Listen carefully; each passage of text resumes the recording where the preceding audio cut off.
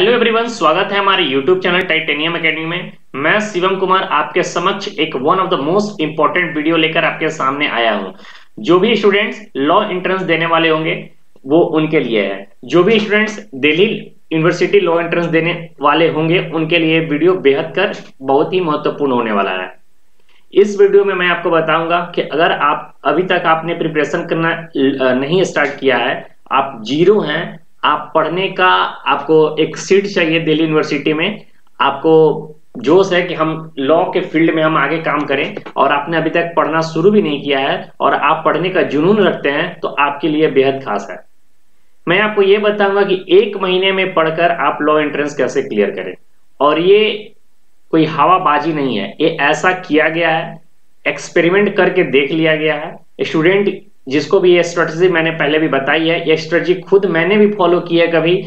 तो जो भी स्टूडेंट्स लॉ एंट्रेंस देने वाले होंगे उनके लिए बेहद खास है। अगर अभी तक आपने पढ़ाई शुरू नहीं किया है या फिर थोड़ा बहुत पढ़ा है या फिर 30% 20% सिलेबस आपका कंप्लीट है लेकिन आपको कॉन्फिडेंस नहीं है, एक बार फिर से आप तैयारी करना चाहते हैं, तो आपके लिए बेहद खास होने वाला ये वीडियो। मैं पूरे स्ट्रेटजी के साथ आपको बताने वाला हूं कि किस तरीके से दिल्ली लॉ एंट्रेंस का 1 महीने में अच्छे से तैयारी करें।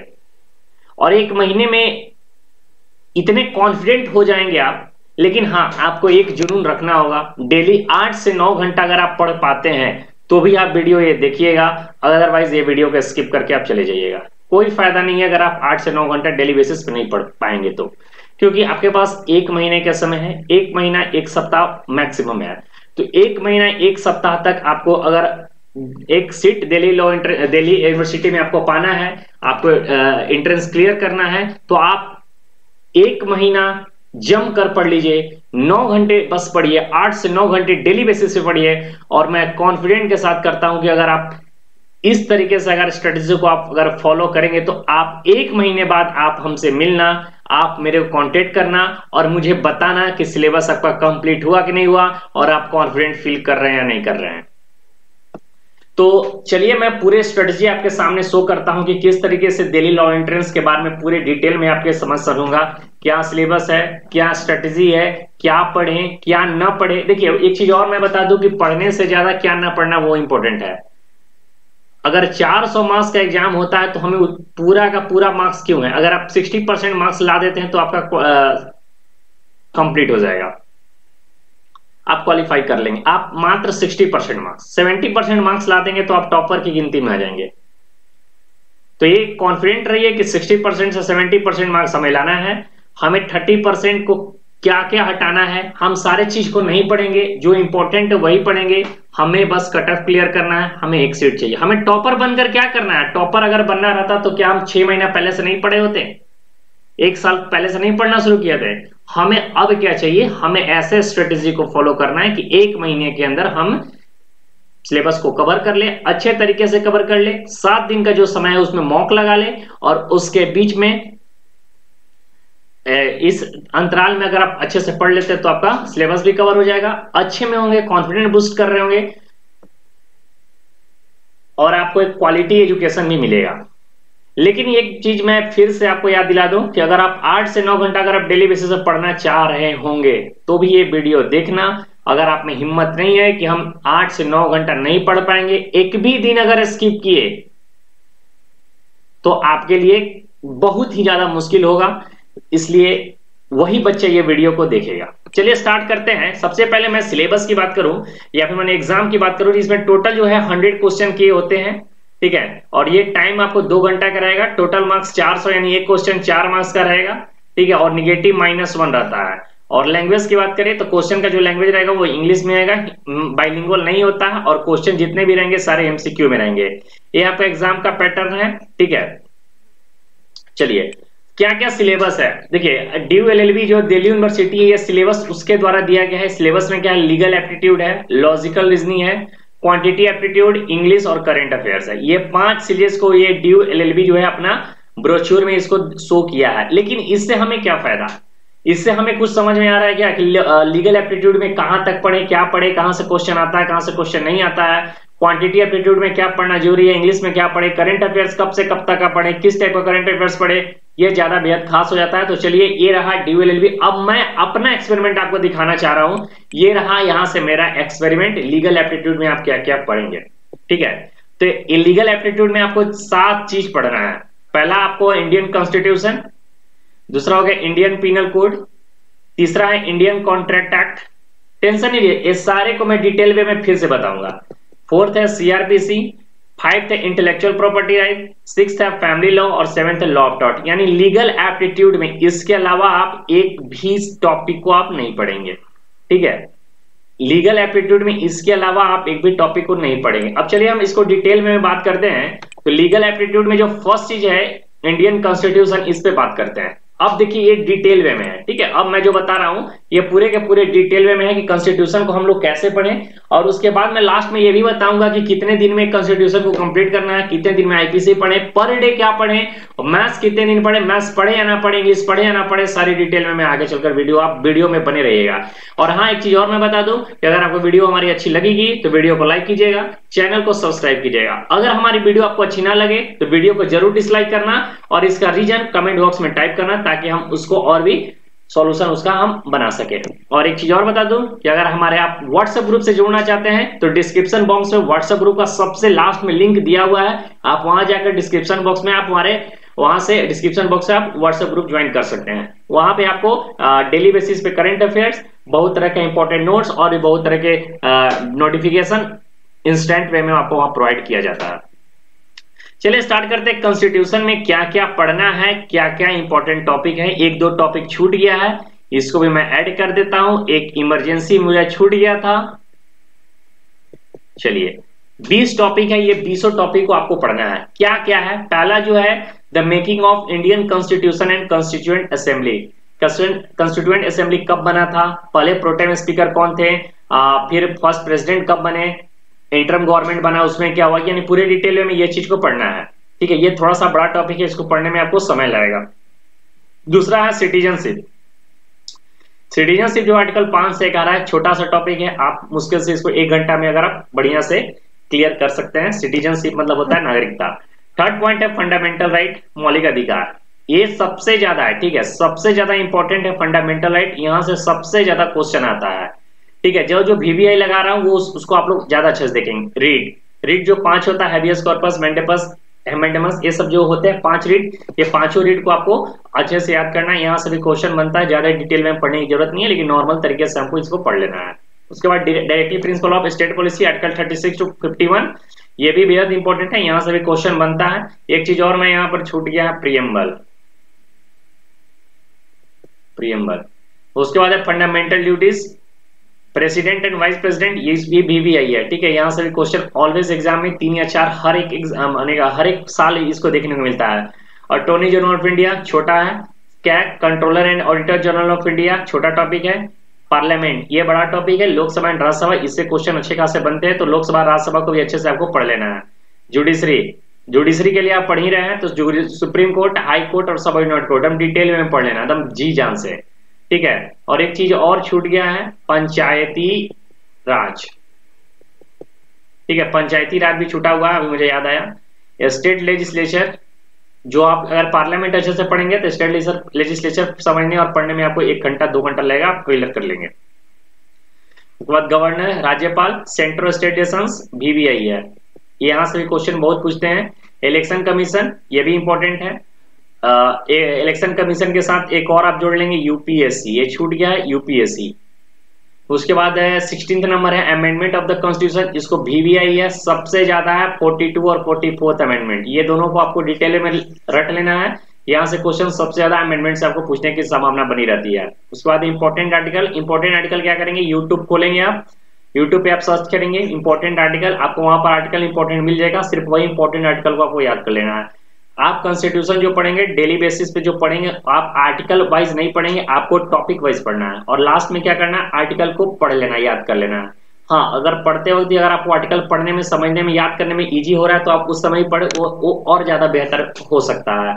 उसके बाद पार्ट्स एंड शेड्यूल, VBI, ये इसको VBI करेंगे। पार्ट्स एंड शेड्यूल से ऑलवेज क्वेश्चन बनता है, 2 से 3 क्वेश्चन हर एक साल DOLLB में ये पूछा है, उसके बाद बिल एंड सेशन से क्वेश्चन कभी कभार पूछा है, लेकिन इसको भी आपको पढ़ लेना, इंपॉर्टेंट पॉइंट है, टॉपिक है, इसलिए मैंने इसको भी राइट डाउन कर दिया हूँ। उसके बाद इमरजेंसी, इसको भी आप वीवीआई में लेके चलेंगे, प्रियम्बल से भी क्वेश्चन वीवीआई से लेके चलेंगे, और पंचायती राज ये भी बड़ा टॉपिक है, इससे भी वीवीआई लेके चलेंगे। तो कॉन्स्टिट्यूशन में आपको 20 से 22 टॉपिक है, 22 टॉपिक के अलावा आपको कुछ नहीं पढ़ना है, ठीक है। अभी मैं सिलेबस सिर्फ डिस्क्राइब कर रहा हूँ कि पढ़ना क्या है आपको, फिर आगे मैं बताऊंगा कि कब पढ़ना है, कैसे पढ़ना है, क्यों पढ़ना है, किस तरह से पढ़ना है, वो डिटेल में बताएंगे आपको। अभी मैं सिलेबस बता रहा हूँ कि कॉन्स्टिट्यूशन में इससे ज्यादा आपको एक टॉपिक भी आपको पढ़ने की जरूरत नहीं है।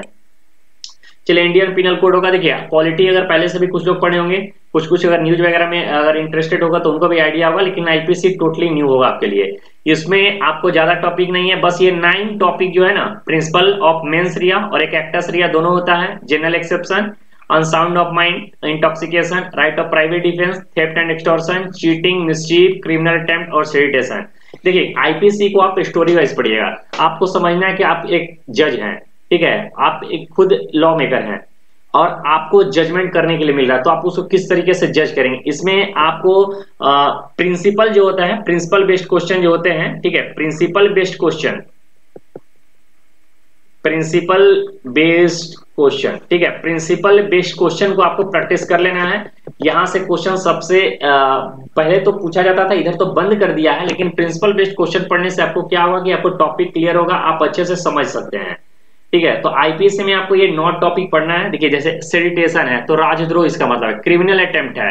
अब क्रिमिनल अटेम्प्ट में जैसे डीवीएल में एक साल क्वेश्चन ये पूछा था कि मान लीजिए एक चोर किसी के हाथ पैकेट में हाथ डाला, ठीक है, चोरी करने के बहाने से, और उसके हाथ पैकेट में गन था, वो भी लोडेड किया हुआ था, वो चोरी करने का है, गलती से ट्रिगर दब गया और उस पर गोली चल गई, तो क्या उस पर क्या किस तरह का केस लगेगा? क्या उस पर क्रिमिनल अटेम्प्ट का केस लगेगा या फिर उस पर थेफ्ट का केस लगेगा? तो यहाँ पर थेफ्ट का केस लगेगा, क्योंकि उसका मोटिव नहीं था, उसको मर्डर करने का मोटिव नहीं था, उसका चोरी करने का मोटिव था, तो चोरी करने का उस पर केस लगेगा। इसको आप केस की तरह अगर पढ़ेंगे तो ज्यादा मजा आएगा। अब जैसे अनसाउंड माइंड है, इस पे एक मैं बता दूं कि अनसाउंड माइंड में क्या होता है कि मान लीजिए कोई पागल व्यक्ति है, किसी को गोली मार दिया, ठीक है, उसको कुछ समझ नहीं है, वो किसी को गोली मार दिया, तो क्या वो खुद वो पागल है, उसको समझ नहीं है किसको क्या करना है, तो क्या उस पर अगर मर्डर कर देता उसके आप मर्डर के चार्ज लगेंगे? नहीं लगेंगे। इसी चीज को समझना है, अनसाउंड माइंड का मतलब क्या होता है। तो आईपीसी को अगर आप एज अ जज फैक्ट लेकर अगर चलेंगे तो आपको पढ़ने में बहुत मजा आएगा, बहुत इंटरेस्टिंग सब्जेक्ट है, और आगे मैं बताऊंगा कि किस तरीके से पढ़ना है और इसको कितने दिन इसको समय देना है और कितने दिन में आपके सिलेबस कवर हो जाएंगे। चलिए इंडियन कॉन्ट्रैक्ट एक्ट के बारे में बताता हूँ। इंडियन कॉन्ट्रैक्ट एक्ट के लिए भी बेहद इंपॉर्टेंट है ये 12 टॉपिक। कौन कौन है? पहला है nature of contract, offer and acceptance, consideration, capacity to parties, pre consent, legality of object, void agreement, contingent contract, performance of contract, discharge of contract, quasi contract, payment and place. इससे भी हर एक exam में 2 से 5 question देखने को मिलता है, 2 से 5 क्वेश्चन।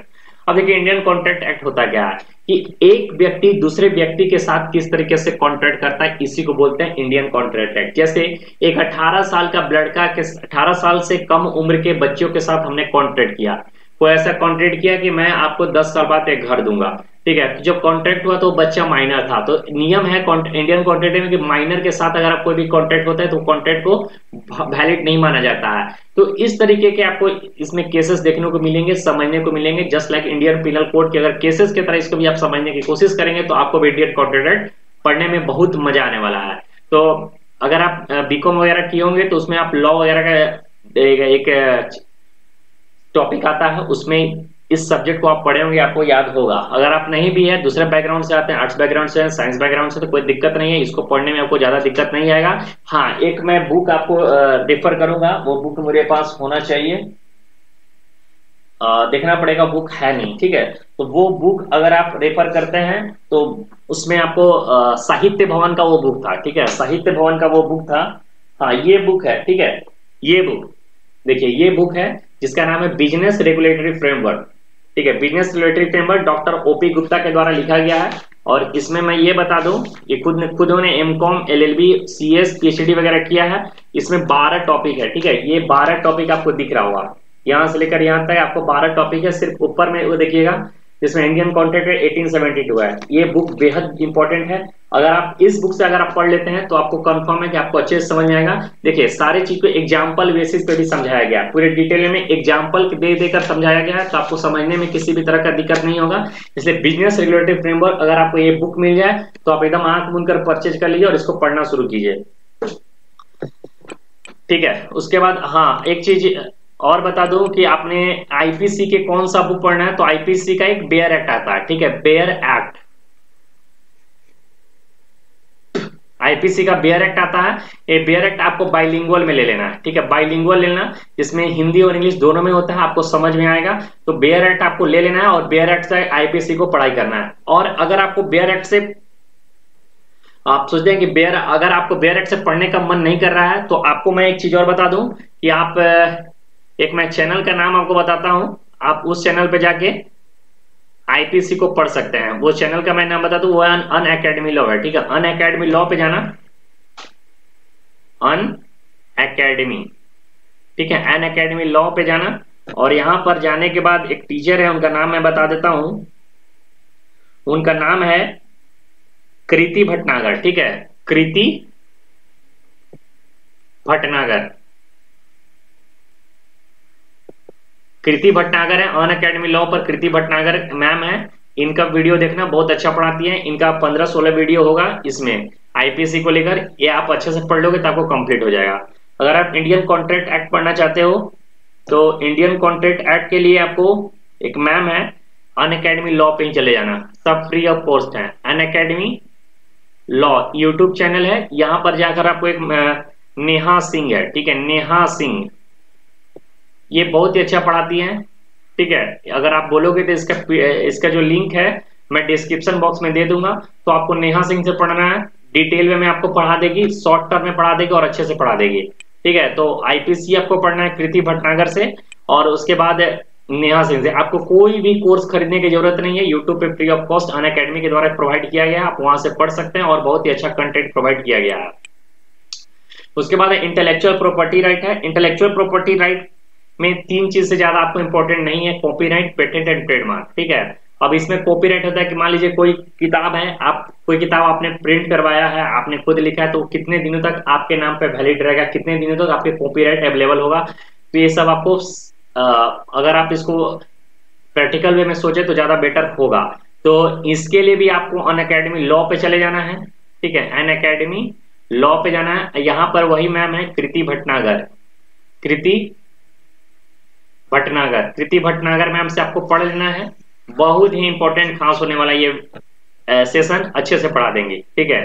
अगर आपको कॉन्स्टिट्यूशन भी पढ़ना है तो कॉन्स्टिट्यूशन के लिए मैंने नहीं बताया हूं, कॉन्स्टिट्यूशन के लिए आपको अन अकेडमी पे ही जाना है, अन अकेडमी पे ही जाना है, अन अकेडमी लॉ, यहां पर आप पढ़ सकते हैं। अगर आप हिंदी मीडियम है, एडुटेरिया, एडुटेरिया एक चैनल है, ठीक है, बिहार के कोई व्यक्ति हैं वो एडुटेरिया, उनके द्वारा बहुत अच्छा पढ़ाते हैं। अगर आप हिंदी मीडियम है तो इससे पढ़ सकते हैं, और इंग्लिश मीडियम है तो अन अकेडमी लॉ को फॉलो कर सकते हैं इंडियन कॉन्स्टिट्यूशन के लिए। चलिए आगे पढ़ते हैं। आगे जो नेक्स्ट सिलेबस में आपका जो टॉपिक है वो है फैमिली लॉ। फैमिली लॉ भी आपको अन अकेडमी लॉ से पढ़ना है, वहां पर बहुत अच्छा है। नहीं तो एक और मैं बता दूं जिनका नाम है वाईजी लॉ, ठीक है, वाईजी लॉ, वाईजी लॉ जो है वो भी फैमिली लॉ के बारे में बहुत अच्छा से पढ़ाते हैं, ठीक है, वाईजी लॉ। तो इस वाईजी लॉ का आप देख सकते हैं यूट्यूब चैनल है, ये भी फैमिली लॉ के बारे में बड़ा डिटेल में पढ़ाते हैं। लॉ ऑफ टॉर्ट्स भी आप अन अकेडमी लॉ पे पढ़ सकते हैं, या फिर इसका बेयर एक्ट सबसे बेस्ट रहेगा, इसका आप बेयर एक्ट ले लीजिए। और नहीं तो आपके पास अगर यूनिवर्सल का गाइड होगा, यूनिवर्सल के गाइड से आप पढ़ सकते हैं। देखिए आपको पढ़ना है कहीं से, लेकिन यूनिवर्सल के गाइड में बहुत सारे एमसीक्यू क्वेश्चन अवेलेबल है, आपको प्रैक्टिस वहां से करना है। यूनिवर्सल गाइड का मैं बुक दिखा देता हूं, देखिए ये है यूनिवर्सल गाइड, आपको दिख रहा होगा, ये है यूनिवर्सल गाइड। ये बहुत ही है, थोड़ा सा मोटा बुक है, देखिए इतना मोटा बुक है, लेकिन बहुत ही अच्छी बुक है प्रैक्टिस करने के लिए। इसमें अप्रोक्स लगभग मुझे लगता है कि इसमें 20,000 30,000 के आसपास क्वेश्चन आता है प्रैक्टिस करने के लिए, ठीक है। ये पुराना बुक है, ठीक है, ये पुराना बुक है, तो आप इसको नया बुक खरीद लेना है और इससे प्रैक्टिस करना है। प्रैक्टिस करने के लिए इससे बढ़िया बुक नहीं है DULLB के लिए। अगर आप इसका प्रैक्टिस कर रहे हैं, देखिए एक चीज और मैं बता दूं कि DULLB का अगर आप सिलेबस कवर कर लेते तो आपको BHU LLB, इलाहाबाद LLB, उसके बाद फिर और एमएड सीईटी इस सब में आपको दिक्कत नहीं होगा, आप इजीली कवर कर पाएंगे क्योंकि सबका सिलेबस लगभग लगभग सेम है। एक आध दो स्टैटिक पोर्शन जो है वो अलग कर दिया गया है, ठीक है। अब रहा मिसलेनियस टॉपिक से। मिसलेनियस टॉपिक से आपको 8 से 12 क्वेश्चन देखने को मिलता है, तो बहुत ही ज्यादा इंपॉर्टेंट रोल पर प्ले करता है। इसमें क्या क्या है? Commission on committee, united nation, international organisation, important days, legal term, legal maxim, landmark judgement. अब देखिए कहां से इसको कैसे पढ़ना है, मैं एकदम डिटेल में बताऊंगा। कमीशन और कमिटी आपको यूनिवर्सल से पढ़ लेना है, यूनिवर्सल से पढ़ लेना है, या फिर हमारे चैनल टाइटेनियम एकेडमी पे भी आपको इसका वीडियो प्रोवाइड किया जाएगा, आप यहां से पढ़ सकते हैं। यूनाइटेड नेशंस को कहां पढ़ना है? तो टाइटेनियम एकेडमी हमारे मतलब कि इसी यूट्यूब चैनल पे टाइटेनियम एकेडमी पे यूनाइटेड नेशन और इंटरनेशनल ऑर्गेनाइजेशन डिटेल वे में पढ़ाया हुआ है। इससे बाहर आपको कुछ नहीं पूछेगा, तो आप यूनाइटेड नेशन और इंटरनेशनल ऑर्गेनाइजेशन टाइटेनियम एकेडमी से आपको पढ़ना है। इंपॉर्टेंट डेज जो आपको करंट अफेयर्स से आपको इसको पढ़ना है। करंट अफेयर्स अगर आपको डेली बेसिस पे पढ़ रहे हैं तो करंट अफेयर्स कहां से पढ़ना है? आगे करंट अफेयर्स का जब सेशन आएगा तो उसमें मैं आपको बताऊंगा। लीगल टर्म यूनिवर्सल, ठीक है, legal term universal plus YouTube पे बहुत सारे ऐसे चैनल आपको मिल जाएंगे जहां पर legal term important legal term आपको वहां पे प्रोवाइड किया जाता है। लीगल मैक्सिम्स वह यूनिवर्सल के द्वारा, और लैंडमार्क जजमेंट है, एक मैम है आयुषी, ठीक है, आयुषी मैम है, आयुषी मैम है, उनका लैंडमार्क जजमेंट बहुत अच्छा पढ़ाती हैं, ठीक है। लॉ डाइजेस्ट विद आयुषी इनका चैनल का नाम है, लॉ डाइजेस्ट विथ आयुषी इनका चैनल का नाम है। तो लैंडमार्क जजमेंट अगर पढ़ना है तो आप इनके चैनल को फॉलो कर सकते हैं, ये बहुत अच्छे तरीके से पढ़ाती हैं, ठीक है। और उसके बाद लॉजिकल रीजनिंग है। देखिए रीजनिंग से आपको 6 क्वेश्चन मैक्सिमम आपको मिलेगा आपको। तो रीजनिंग आप पहले से पढ़ते आ रहे होंगे, ठीक है। तो रीजनिंग अगर आप पहले से पढ़ते आए होंगे तो ठीक है, अगर आप नहीं पढ़ रहे होंगे तो इससे ज्यादा आपको कोई भी नहीं पढ़ना है। Syllogism, puzzle, sentence and statement and assumption, analogies, series, coding, decoding, direction, blood relation, sitting arrangement and order नहीं, ये 10 से ज्यादा आपको पढ़ेंगे नहीं, क्योंकि आपके पास अब समय नहीं है, इससे ज्यादा आप पढ़ सकते हैं। और 6 क्वेश्चन है तो आपको 4 क्वेश्चन यहीं से देखने मिले, एक आध क्वेश्चन जो अलग से दे सकते हैं, कभी तो कभी 6 के 6 क्वेश्चन इसी टॉपिक से आपको मिल जाएगा। तो इसके अलावा 10 से ज्यादा आपको पढ़ना नहीं है, ठीक है। और इसके लिए आप कौन सा बुक फॉलो करेंगे? तो इसके लिए आपको बुक है RS अग्रवाल, ठीक है, RS अग्रवाल की बुक आप फॉलो कर सकते हैं, या फिर दीपक सर हैं, ठीक है, दीपक सर जो हैं यूट्यूब पे पढ़ाते हैं, शायद वाईफाई स्टडी में पढ़ाते हैं, वे बहुत अच्छे पढ़ाते हैं रीजनिंग के लिए, तो उनसे आप पढ़ सकते हैं ये 10 टॉपिक। क्वांट के लिए 1 से 2 क्वेश्चन है, आपको ये स्किप कर देना है, ठीक है। मैंने पहले ही बताया था कि पढ़ने से ज्यादा क्या जरूरी है, वो इंपॉर्टेंट है कि क्या ना पढ़े। तो क्वांट पढ़ने की कोई जरूरत नहीं है, क्वांट पढ़ने से 1 से 2 क्वेश्चन है, हमें 1 से 2 क्वेश्चन उसको नहीं करके आना है। क्वांट पढ़ने के चक्कर में हम लोगों ने अगर पढ़ना शुरू करेंगे तो ज्यादा टाइम वेस्ट हो जाएगा, इसलिए क्वांट को पढ़ना की बेहद जरूरी नहीं है। इंग्लिश के लिए बात करें तो रीडिंग कॉम्प्रिहेंशन से आपको 2 या 3 क्वेश्चन मिलेगा, 5 क्वेश्चन भी देखा जा सकता है। वोकैब्स 1 क्वेश्चन, साइनोइंटो से 1 क्वेश्चन, और 1 से 2 क्वेश्चन ग्रामर से। एक ही क्वेश्चन मान के चलो, इससे 2 क्वेश्चन, इससे 1 क्वेश्चन, 2 1 3 1 4, और इससे 3 क्वेश्चन पूछेगा, यानी टोटल 7 क्वेश्चन आपको इंग्लिश से पूछने की संभावना एकदम कंफर्म में मैं बता रहा हूँ, ठीक है। अब देखिए क्या स्ट्रेटजी है, किस तरीके से हम लोग पढ़े कि हमको 1 महीना में कंप्लीट कर लें। कब पढ़े, कितने घंटे का पढ़ाई करें? तो आपको डेली बेसिस पे आपको 8 से 9 आवर पढ़ना है, ठीक है, 8 से 9 घंटा डेली बेसिस पे पढ़ना है। और किस तरीके से पढ़ना है मैं बता दूं, 3 स्लॉट है। पहला स्लॉट है आपको मॉर्निंग में 7 बजे उठ जाना है, ठीक है, 7 to 10 ये होता है फर्स्ट स्लॉट, ठीक है, 7 to 10। उसके बाद आपको 1 to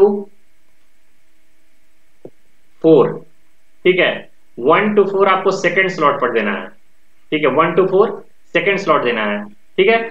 उसके बाद आपको 6 to 9 आपको थर्ड स्लॉट देना है, ठीक है। तो आप 7 से 10 है, 10 के बीच में आप खाना पीना रेस्ट वगैरह सारा चीज करके तैयार हो सकते, 1 से 4 के बीच में, ठीक है। 4 से 6 आपको गैप है, 4 से 6 गैप में आप सो सकते हैं, घूम सकते हैं, आपको जो मन सो कर सकते हैं, ठीक है। तो और आप सो भी सकते हैं। उसके बाद 9 बजे के बाद अगर आपको पढ़ने का मन करे तो पढ़ना, नहीं मन करे तो मत पढ़ना। लेकिन अगर पढ़ने का मन करे तो आप MCQ लगाना, और MCQ यूट्यूब से चेक करना, या फिर यूट्यूब पे या फिर गूगल पे बहुत तरह का MCQ मिल जाएंगे, वो उसका प्रैक्टिस करना, ठीक है।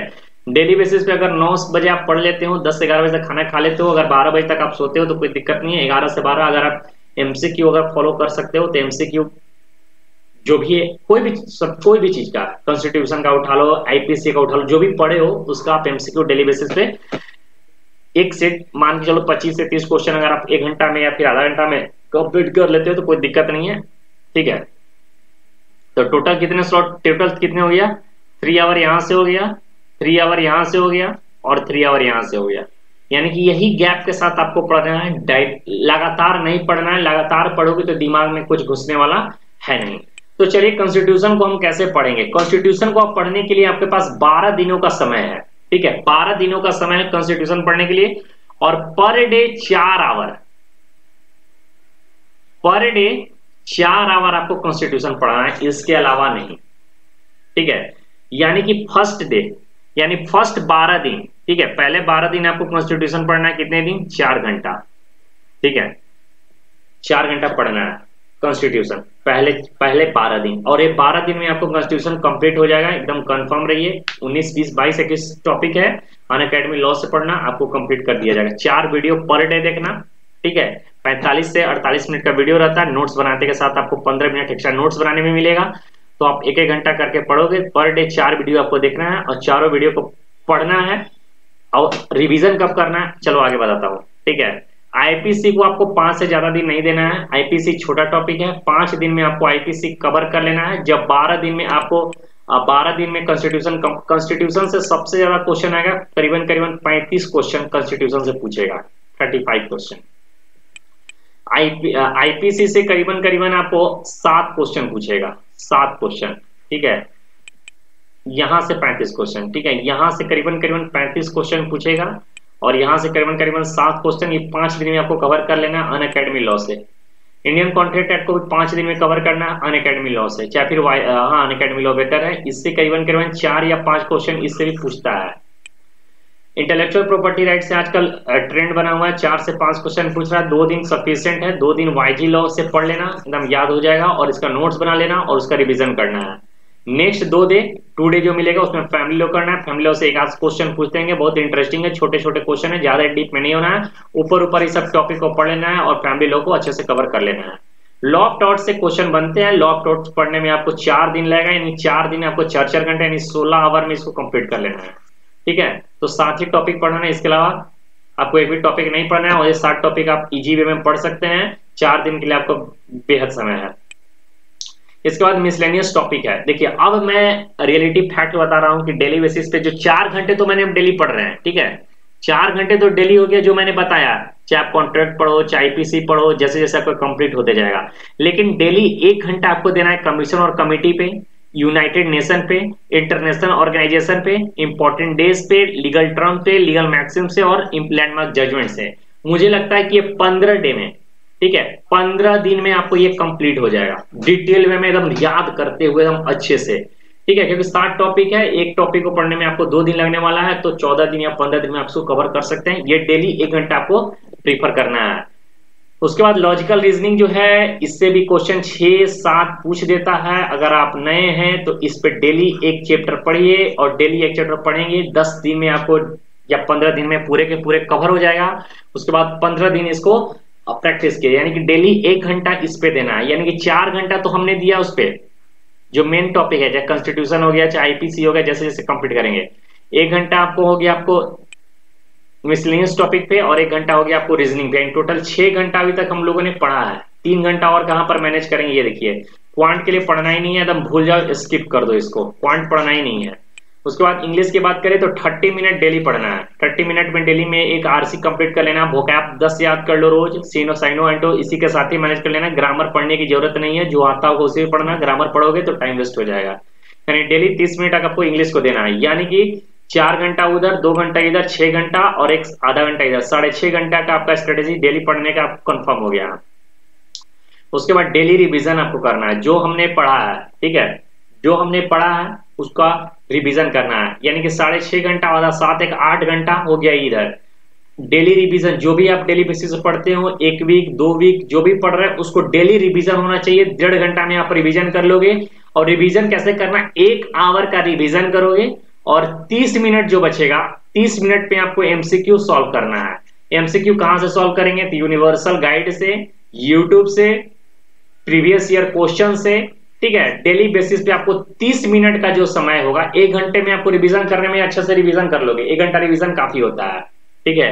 अगर आप 1 घंटा में रिवीजन नहीं कर सकते हो तो 15 से 20 मिनट कल क्या पढ़े हो, जो टॉपिक आप पढ़े, जैसे कॉन्स्टिट्यूशन हम पढ़ना आज स्टार्ट किए, तो हम कल क्या पढ़े हैं, 2-3 दिन के अंदर क्या पढ़े हैं, तो उसका हम 10-15 वीडियो 5-15 मिनट निकाल के हम उसको रिवीजन कर लेंगे। और ये 30 मिनट होगा, तो 30 मिनट में आप क्या करेंगे, जो एमसीक्यू लगाएंगे उसमें क्या होगा कि अभी तक आपने जो भी, जैसे प्रेसिडेंट पढ़ लिया, गवर्नर पढ़ लिया, तो 30 मिनट हम लोग प्रेसिडेंट और गवर्नर का क्या करेंगे, एमसीक्यू लगाएंगे। तो इससे क्या होगा कि आपको पूरे के पूरे रिवीजन होते जाएगा एक साथ, और 1 घंटा तो आपको डेली रिवीजन देना ही है। और करेंट अफेयर्स, ठीक है, करंट अफेयर्स जो है वो 30 मिनट आपको डेली पढ़ना है, ठीक है। तो 8 आवर और एक आधा घंटा, यानी 8.5 घंटा, 8.5 घंटा हो गया इधर टोटल। और ये 1 घंटा 30 मिनट क्या है, तो अभी जो 30 मिनट है, जो मिसलेनियस टॉपिक बताए थे आपको, वो मिसलेनियस आपको 15 दिन में कंप्लीट हो जाएगा। और उसके बाद जो 15 दिन बचेगा उसमें भी करंट अफेयर्स आपको 1.5 घंटे का हो जाएगा। यानी कि आपको 15 दिन 30 मिनट का आपको करंट अफेयर्स डेली बेसिस पढ़ना है, और उसके बाद 1.5 घंटे का। अब एक करंट अफेयर्स कहां से पढ़ेंगे, तो करंट अफेयर्स का हमारा जो टाइटेनियम एकेडमी का जो चैनल है, उस पे आपको डेली बेसिस पे करीबन 800 से 900 क्वेश्चन कराया जाएगा, 25-25 क्वेश्चन करके। और ये सारे क्वेश्चन इंपॉर्टेंट है करंट अफेयर्स के लिए, आपको कहीं नहीं जाना है। टाइटेनियम एकेडमी के जितने भी वीडियो आपको प्रोवाइड किया जा रहा है करंट अफेयर्स के लिए, चाहे एमसीक्यू बेसिस पे, चाहे अवार्ड सेक्शन से लेकर, चाहे स्पोर्ट्स लेकर, वो सारे को पढ़ लेंगे, ठीक है। तो अगर उस तरीके से अगर आप पढ़ लेते हैं, तो उस तरीके से अगर आप पढ़ लेते हैं तो आपको करंट अफेयर्स पढ़ने में दिक्कत नहीं होगा। करंट अफेयर्स के लिए कोई भी चैनल में मत जाना, इधर उधर घूमने की जरूरत नहीं है, पागल हो जाओगे। टाइटेनियम एकेडमी का चैनल उठाओ, वहां पे जितने भी एमसीक्यू प्रोवाइड किए गए हैं सारे एमसीक्यू को रट लो। उसके अलावा बाहर आपको कुछ नहीं होगा। 15 क्वेश्चन अगर करंट अफेयर से पूछेगा तो 12 क्वेश्चन आपको टाइटेनियम एकेडमी के एकदम कंफर्म के साथ ऑथेंटिक करंट अफेयर्स बनाया गया है, बहुत अच्छे तरीके से बनाया, आपको अच्छे से समझ में आ जाएगा। तो ये रहा पूरे तरीके का, पूरे आपने मैंने स्ट्रेटेजी बता दिया किस तरीके से आपको पढ़ना है। डेली बेसिस पे आपको 8.5 घंटा का पढ़ना है, आधा घंटा आपको, 4 घंटा आपको मेन टॉपिक पढ़ना है, 1.5 घंटे का रिवीजन चलेगा, 1.5 घंटे का रिवीजन में 1 घंटा मेन रिवीजन, और 30 मिनट का आपको एमसीक्यू सॉल्व करना है। उसके बाद 30 minute current affairs, 30 minute daily English, और 1 घंटा का आपको रीजनिंग का समय देना है। यानी डेली 8.5 घंटा पढ़ना है, 8.5 से 9 घंटा पढ़ना है। 1 घंटा पढ़ लो, जी जान से पढ़ लो, एक सीट कंफर्म हो जाएगा, एकदम गारंटी के साथ मैं बता रहा हूं। और उसके बाद क्या पढ़ना है कि 7 दिन आपको टाइम मिलेगा, 7 डेज। 7 डेज में आपको क्या करना है, 3 मॉक, ठीक है, 3 मॉक पर डे देना है। 3 में यानी 2 मॉक चल लेते हैं, 2 मॉक पर डे लेना है, ठीक है। 2 मॉक देने में आपको 4 आवर लगेंगे। और उसका एनालिसिस बहुत जरूरी है। ये 7 डेज होगा, यानी 14 दिनों में, 14 मॉक या 15 मॉक आपको कंप्लीट कर लेना। मॉक से आपको क्या होगा, कॉन्फिडेंस मिलेगा। एनालिसिस करोगे तो क्वेश्चन समझ में आएगा। तो ये मॉक लगाना बेहद जरूरी है, ठीक है। आप बीच में भी अगर आपको समय मिले, आपको अगर लग रहा है कि सिलेबस आपको 70% 60% कंप्लीट हो गया, तो आप उसके बीच में मॉक लगा सकते हैं। लेकिन वो 8.5 घंटा पढ़ रहे हैं, उसके अलावा आपको और 2-3 घंटा देना होगा, उसके अलावा अगर लगाना हो तभी लगाना, वैसे मत लगाना। तो पूरे डिटेल में मैंने टॉपिक आपको बता दिया हूं कि कैसे आपको पढ़ना है, क्या स्ट्रेटेजी से फॉलो करना है। अगर स्ट्रेटेजी फॉलो करना हो तो करना, और 1.5 महीने बाद हमसे मिलना और बोलना कि DVLLB का सर पेपर दिए हैं और उस पेपर में आपने कितने मार्क्स लाए। क्या मेरे करंट अफेयर्स के सेशन से आपके क्वेश्चन लड़े या नहीं लड़े, या फिर जो मैंने बताया आपको स्ट्रेटेजी वो फॉलो करने पर आपको कॉन्फिडेंस बूस्टअप हुआ कि नहीं हुआ, क्या आपने कटअप क्लियर करने के लायक हो या नहीं हो, एकदम डिटेल में मैं आपसे बात करूंगा 1.5 महीने बाद। अभी मैं बात नहीं करूंगा, अगर स्ट्रेटेजी फॉलो करोगे तभी। अगर हमारी वीडियो आपको कैसी लगी ये जरूर लिखना, कमेंट बॉक्स में लिखकर बताना हमारी वीडियो कैसी लगती है आपको। अगर आप इनमें कुछ सुधार चाहते हैं या फिर कोई वीडियो चाहते हैं तो आपको कमेंट बॉक्स में आपको लिखना होगा। वीडियो अच्छी लगे तो वीडियो को लाइक भी करना है, वीडियो अच्छी ना लगे तो वीडियो को डिसलाइक करना है, ठीक है। और उसका रीजन कमेंट बॉक्स में टाइप करना है। व्हाट्सएप ग्रुप को ज्वाइन करना है, जी जान से पढ़ना है, एक सीट कंफर्म करना है। जय हिंद।